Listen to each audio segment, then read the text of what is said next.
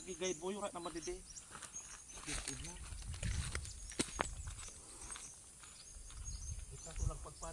Ito ang Bulkang Mayon sa paanan ng Bulkang Mayon.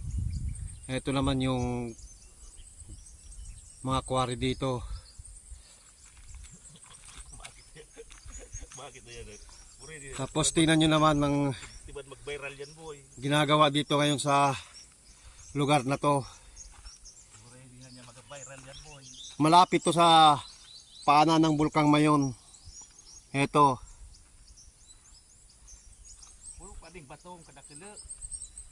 Sangkatotak na ngayon tingnan mo. Lalim na ng mga hukay dito. Ito. Yan.